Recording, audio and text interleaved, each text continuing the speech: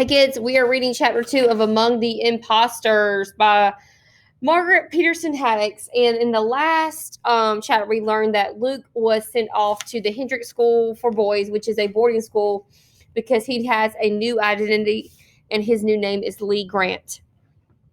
Chapter 2. Luke wanted to read the note from Mr. Talbot right away. He was sure it would tell him everything he needs to know to survive Hendrick School for Boys. No. To survive anything that might come his way in this new life outside hiding. It was just one thin scrap of paper. Now that it was in his pocket, Luke couldn't even feel it there, but he had faith. Jen's father had hidden Luke from the population police, double-crossed his own employer. He'd gotten Luke his fake ID so he could move about as freely as anyone who wasn't an illegal third child. Jen's father had risked his career helping Luke. No, it was more than that. He risked his life. Surely Mr. Talbot would have written something incredibly wise. Luke slid his hand into his pocket, his fingertips touching the top of the note. Miss Hawkins was looking away. Maybe. The door opened behind Luke. Luke jerked his hand out of his pocket. "Scared you, didn't I?" a boy jeered. "Made you jump." Luke was used to being teased. He had older brothers, after all, but Matthew and Mark's teasing never sounded quite so mean. Still, Luke knew he had to answer. Sure, I'm jumpy like a cat." Luke started to say. It was an expression of his mother's. Being cat jumpy was good, like being quick on his feet. Just in time, Luke remembered he couldn't mention cats. Cats were illegal too, outlawed because they might take food that was supposed to go to starving humans. Back home, Luke had seen wildcats a few times, stalking the countryside. Dad had liked having them around because they ate rats and mice that might eat his grain. But if Luke were really Lee Grant, filthy rich city boy, he wouldn't know a thing about cats, jumpy or otherwise. He clamped his mouth shut, closing off his "sure" in a wimpy hiss. He kept his head down, too scared to look the other boy right in the eye. The boy laughed cruelly. He looked past Luke to see Miss Hawkins. "What's wrong with him?" the boy asked, as if Luke weren't there. "Can't talk or something?" Luke wanted Miss Hawkins to stick up for him, to say, "He's just new. Don't you remember what that's like?" But she wasn't even paying attention. She frowned at the boy. "Raleigh, take him to room 156. There's an empty bed in there. Just put his suitcase down. Don't waste time unpacking. Then take him back to Mr. Dirk's history class with you. He's already behind. Lord knows what his parents were thinking." Raleigh shrugged and turned around. "I did not dismiss you," Miss Hawkins shrieked. "May I be dismissed?" Raleigh asked mockingly. "That's better," Miss Hawkins said. "Now go on with you." Luke picked up his suitcase and followed, hoping Raleigh's request for dismissal would work for both of them. Either it did, or Miss Hawkins didn't care. In the hallway, Raleigh took big steps. He was a good head taller than Luke and had longer legs. It was all Luke could do to keep up. With the suitcase banging against his ankles. Raleigh looked back over his shoulder and started walking faster. He raced up a long stairway. By the time Luke reached the top, Raleigh was nowhere in sight. Boo! Raleigh leaped out from behind the New World post. Luke jumped so high, he lost his balance and teetered on the edge of the stairs. Raleigh reached out, and Luke thought, "See, he's not so bad. He's going to catch me." But Raleigh pushed instead. Luke fell backwards. He might have tumbled down all the stairs, except that Raleigh's push was crooked, and Luke landed on the railing. Pain shot through his back. Raleigh laughed. "Got you good, didn't I?" he said. Then strangely, he grabbed Luke's bag and took off down the hall.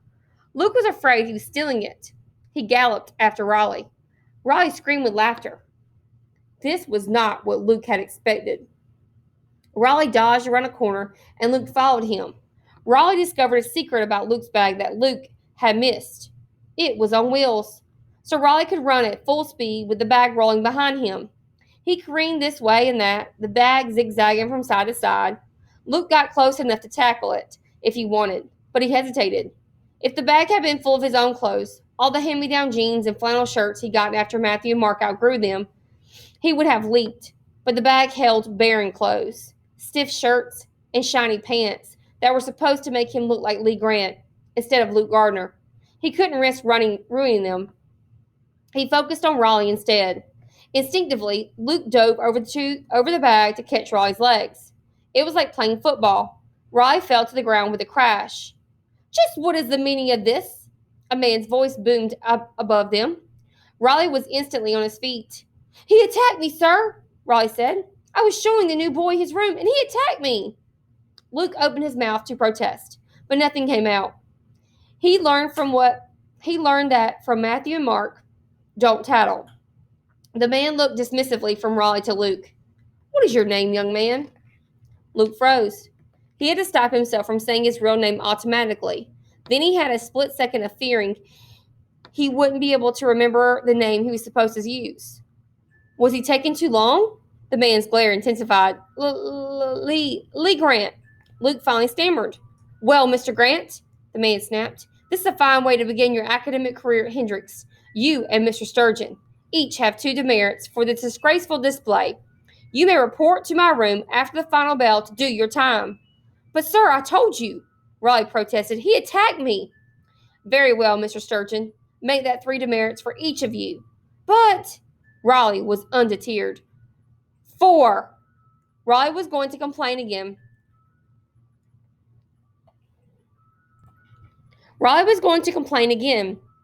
Luke could tell by the way he was standing, but the man turned away and began walking down the hall, as if Raleigh and Luke were both too unimportant to bother with, and he wasted enough time already. Luke's head swam with questions. What were demerits? When was the final bell? Where was this man's room? Who was he anyway? Luke tried to muster up the nerve to call after the man, or to ask Raleigh, which seemed even more dangerous. But then he was blindsided with a shove that sent him crashing into the wall. Fine roll! Raleigh exploded. Luke slumped against the wall. His shoulder throbbed. Why did Raleigh seem to hate him so much? Well, come on, you little ex-nay, Raleigh taunted. Want to get demerits from Mr. Dirk too? He stepped backwards, tugging on Luke's suitcase. Then he shoved it through a nearby doorway. Luke looked up and saw 156 etched on a copper plaque on the door. Relief overwhelmed him. Finally, something made sense. This was his room. The rest of the day would be horrible. He already resigned himself to that. But eventually it would be night, and he'd be sent to bed, and he could come to his room and shut the door. And then he could read the note from Jen's dad. If he didn't get a chance to read it before bedtime, come nightfall, he'd know everything and be safe, alone in his own room. Imagining the heaven that awaited him only a matter of hours, he got brave enough to peek around the corner. The room held 8 beds. 7 of them were made up with rich blue spreads stretched tautly from top to bottom. Only one, a lower bunk, was covered just by sheets. Luke felt as desolate as that bed looked. He knew it was his, and he knew he wouldn't get to be alone in this room. He probably wouldn't be safe either, not if any of his 7 roommates were anything like Raleigh. He edged his hand into his pocket, his fingers brushing the note from Jen's dad.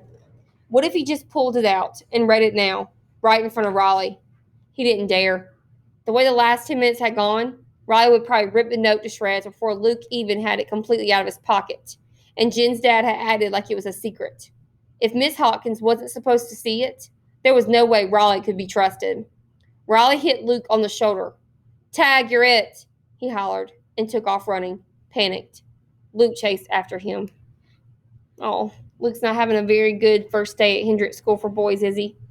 And these names he's getting called, Ex-Nay and Fine Roll, a little different. Let's find out about those later.